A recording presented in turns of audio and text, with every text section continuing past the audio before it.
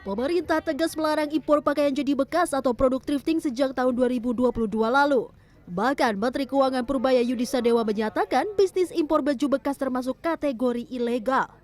Purbaya menegaskan pemerintah berkomitmen untuk membersihkan pasar Indonesia dari barang-barang impor ilegal termasuk produk pakaian jadi bekas. Tanggapan saya nggak perlu dengan bisnis thrifting.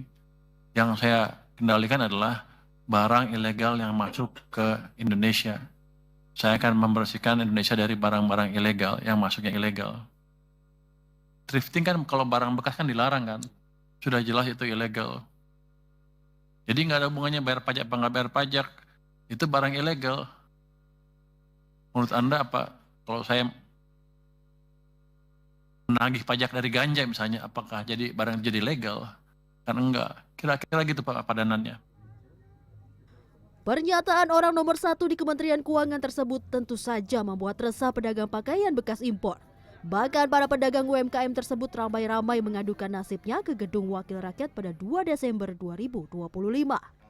Karena sampai saat ini saya juga mempelajari beberapa undang-undang. Terakhir itu Undang-Undang nomor 7 tahun 2004 mengenai impor larangan terbatas.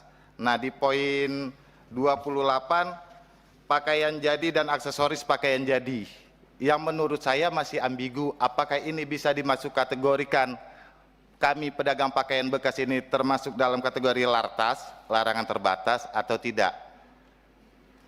Karena beberapa statement dari Pak Purbaya terakhir di rapat Komisi 11, Pak Purbaya mengupayakan di tahun depan ini ada pajak untuk negara dan menciptakan lapangan kerja. Di saat yang sama, pelaku usaha thrifting di Gedebage Bandung juga merasakan keresahan atas ketidakpastian nasib mereka akibat larangan ini. Dewa Iman Sulaiman, Ketua Pedagang Pakaian Bekas dan Makanan Gedebage menyebut larangan importasi ini akan menghilangkan mata pencaharian bagi seribuan pedagang pakaian bekas impor. Jadi kami ini orang yang dituakan dari pengecer, Pak. Pengecer pakaian bekas. Nah, untuk itu dengan riak apa yang terjadi terkait masalah larangan barang bekas ini menjadi gundah terhadap masyarakat pangsa pasar kami, bahwa dengan adanya statement dari Kementerian Keuangan bahwa barang bekas ini akan ditiadakan atau akan dimusnahkan.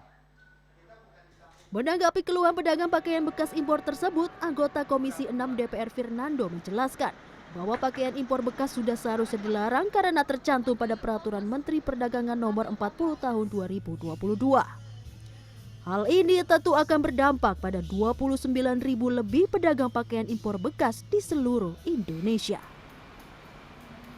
Gini Pak, kalau barang kan yang dilarang kan barang dagangnya Pak ya, bukan bapaknya. Bapak nggak pernah dilarang, Bapak dagang baju bekas silahkan gitu. Yang dilarang adalah barang ilegalnya.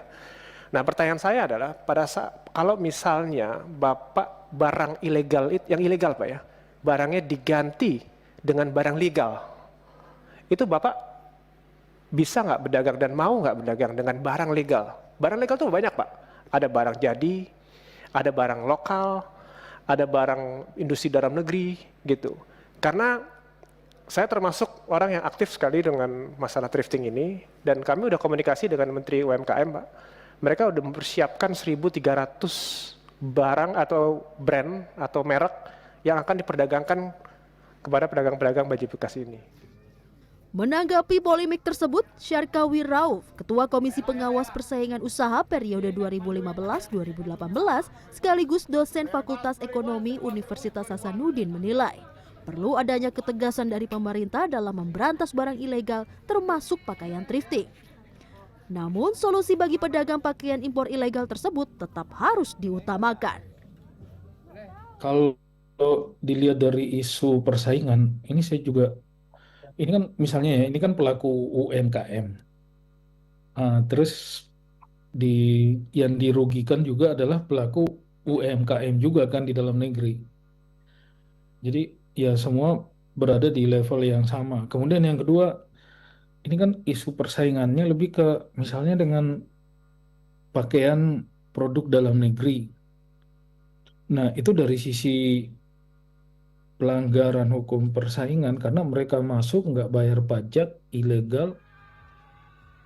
Rauf menambahkan, harga murah pakaian bekas impor tersebut muncul karena produk yang dijual tersebut tidak membayar pajak. Dan sudah selayaknya peredaran barang ilegal untuk ditanggulangi secara tegas oleh pemerintah karena merugikan perekonomian dalam negeri. Oleh karena itu, pemerintah perlu menjembatani para pelaku UMKM agar dapat berpindah menjual produk dalam negeri berkonsep factory outlet, yaitu konsep menjual produk langsung dari pabrik untuk mendapatkan harga lebih terjangkau untuk konsumen. Tim Liputan CNN Indonesia.